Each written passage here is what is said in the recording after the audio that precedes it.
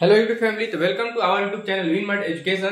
तो जिस तरह से आप लोग पिछले क्लासों में देखे होंगे कि जो हमारा ट्रिग्नोमेट्री का 8.3 का क्वेश्चन चल रहा है, जिसमें से हम लोग लगभग 1 क्वेश्चन को कर लिए हैं, शायद दूसरा क्वेश्चन बाकी है।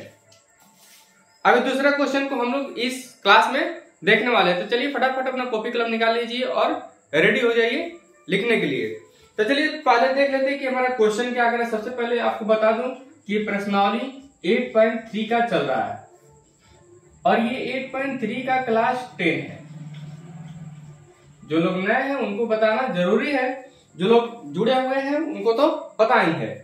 तो चलिए देखते हैं अब आगे क्या कर रहा है कि दूसरा क्वेश्चन में पहला यानी दूसरा क्वेश्चन में 2 क्वेश्चन है।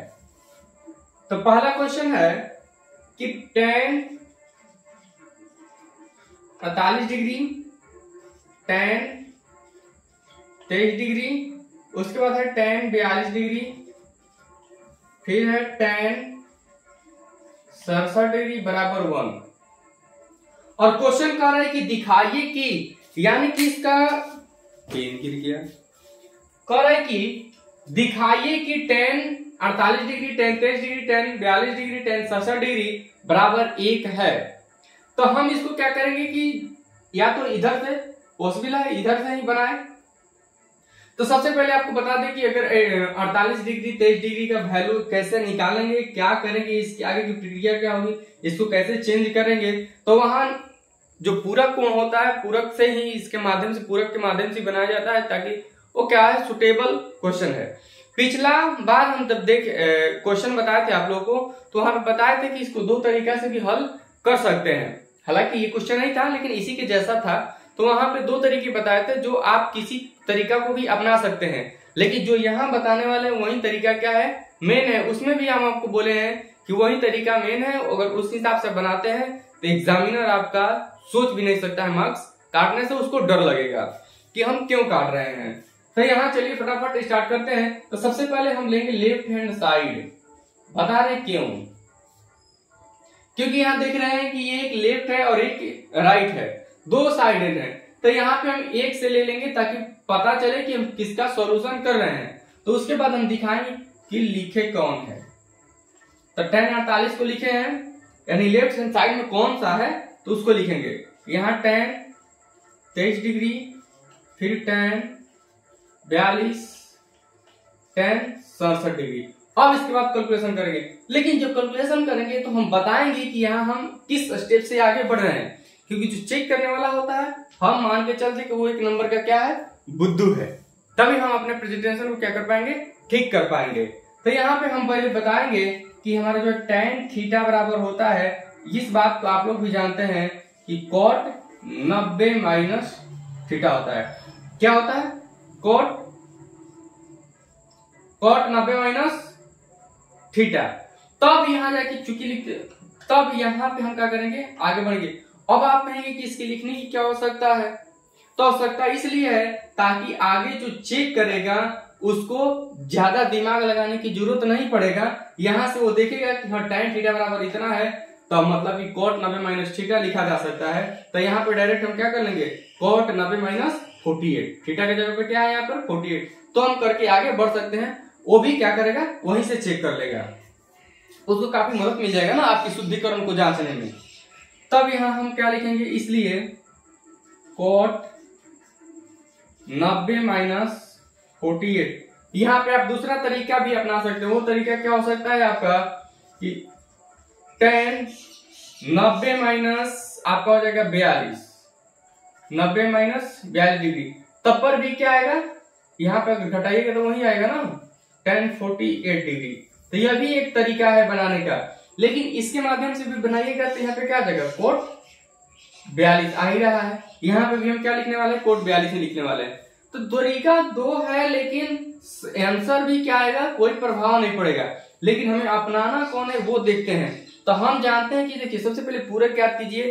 पूरक निकालने के लिए हम क्या करते हैं, जो कोण दिया रहता है उसको 90 में से घटाते हैं। तो यहाँ पे हम डायरेक्टली क्या करेंगे, 90 में से ही इस कोण को घटाएंगे। हालांकि 90 में से इस कोण को घटाने पर हमारे यहाँ पर चेंज हो जाएगा फंक्शन। बस यही एक वजह है और कुछ नहीं। ज्यादा इसमें सोचने विचारने का कोई चिंता ही नहीं रहेगा आपको। डायरेक्ट 90 में से घटाइए और उसके बाद उसका फंक्शन क्या कर दीजिए, चेंज कर दीजिए। यहाँ पे आप उसे दर्शा भी सकते हैं। आपको पता भी है कि tan का कोट होता है।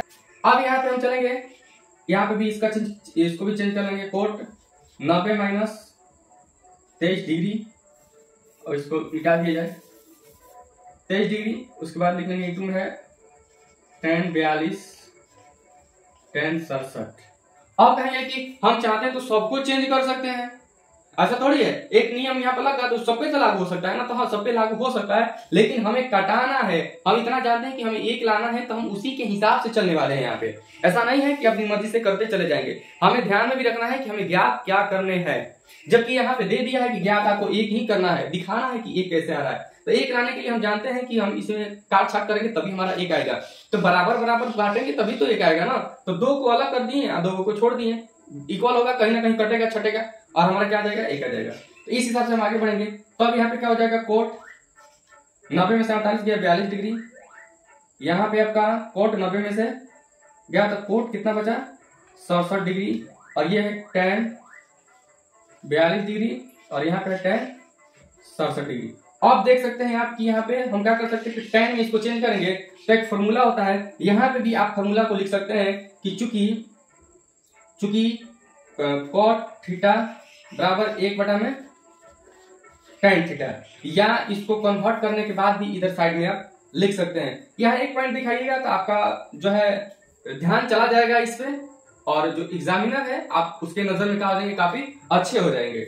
तो अब यहाँ लिखेंगे क्या हम कि 1/में tan 42, यहाँ पे लिखेंगे 1/में tan 67 और यहाँ पे दिया है हमारा tan 42 डिग्री, ये दिया है tan 67 डिग्री। अब यहाँ देखिए नीचे कट जाएगा, यहाँ से tan 42 से tan 42, tan 67 से tan 67 और यहाँ पे हमारा फाइनली अगले पेज पे चलते हैं और क्या आया बराबर 1 और यहाँ पे क्या आ गया राइट हैंड साइड और ये रूट। इसी को हमें दिखाना था। तो चलिए फटाफट हम लोग दूसरा क्वेश्चन कर लेते हैं। तो पहला क्वेश्चन हो चुका है, आप चाहे तो इसे नोट कर सकते हैं या स्क्रीनशॉट लेके बाद में रिवीजन कर सकते हैं या बाद में भी नोट कर सकते हैं। जो कापी कलम लेके बैठे हैं वो अपना उतार लेंगे। यहाँ पे आगे बढ़ते हैं। दूसरा क्वेश्चन कह रहा है हमारा कि cos 38 degree cos 52 degree minus sine 38 degree, sine 38 degree और साइन 52 डिग्री बराबर 0। अब देखिए हमारा क्या दिखाना है हमको, तो 0 दिखाना है। तो हम जानते हैं कि ये घटेगा तो 0 आएगा, बस हमें इन दोनों को समान, या तो इसके जैसा इसको कर ले या इसके जैसा इसको कर ले, इतना ही जानते हैं। तो बस इतना ही जानते हैं, बल्कि इसी की क्या है आवश्यकता है। हम सबको चेंज कर देंगे तो फिर तो वही हाल हो जाएगा।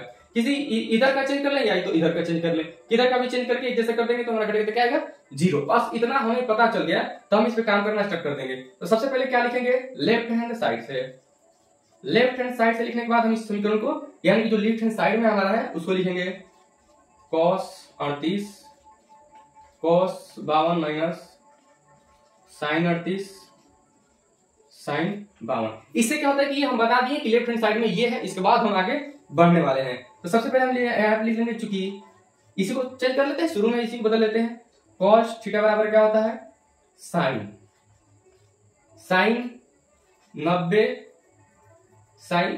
90 माइनस थीटा, यही होता है। साइन का cos, tan का cot और cosec का sec।